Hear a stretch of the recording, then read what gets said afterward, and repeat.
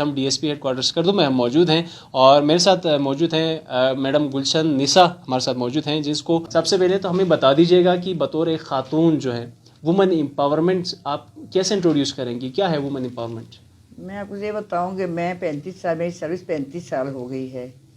اور 35 سال سے میں پولیس پہ سروس کر رہی ہوں، لیکن یہ ہے کہ خواتین میں جو ہمیں پریشانیاں، مسائل، چیلنجز وہ سب ہیں، لیکن خاتون ایک خاتون اگر گھر سے باہر نکلتی ہے تو وہ خود اگر یہ میں آپ کو اس مختصر میں یہ اپنے کردار پہ ہے، آپ کسی کو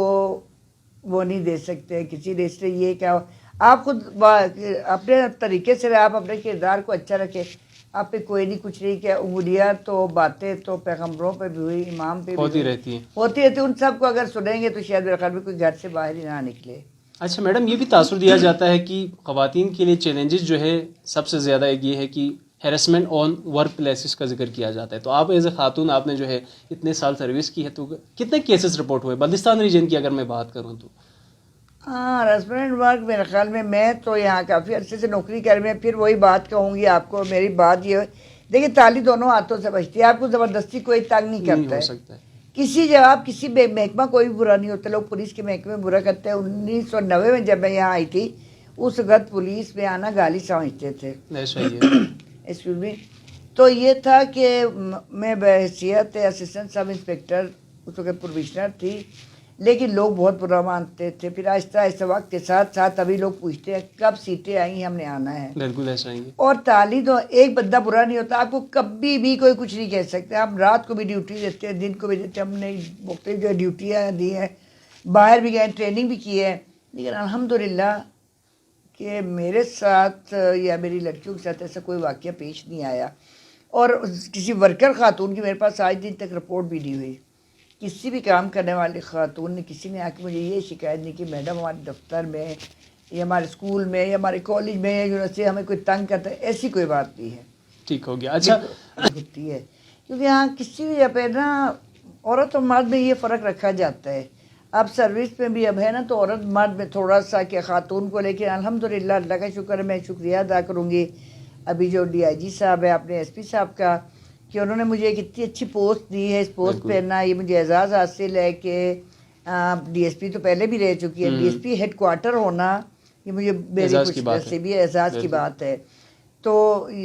حالانکہ خواتین مردوں کی شانہ بشانہ کام کرتی ہیں، کام وہی ہوتا ہے، ہم بھی وہی کرتے ہیں، مرد بھی وہی کرتے ہیں، بالکل ایسا ہی، ڈیوٹی ہوتی ہے، لڑکیاں بھی وہاں جاتی ہیں، لڑکے چھاپے ہوتے ہیں، لڑکیاں بھی جاتے ہیں، لڑکے بھی جاتے ہیں، ہوتا یہ، لیکن یہ قانون ہے کہ خواتین کو گھروں میں بھی ہر جگہ پہ بھی مردوں سے کمتر ہی سمجھا جاتا ہے، اور سمجھا جاتا رہے گا، ٹھیک ہے نا؟ یہ چیز جو ہے یہ تو خواتین کے ساتھ چلی آ رہی، گھروں میں بھی مسائل ہوتے ہیں، اب یہ ہے کہ شادی شدہ ہیں سب،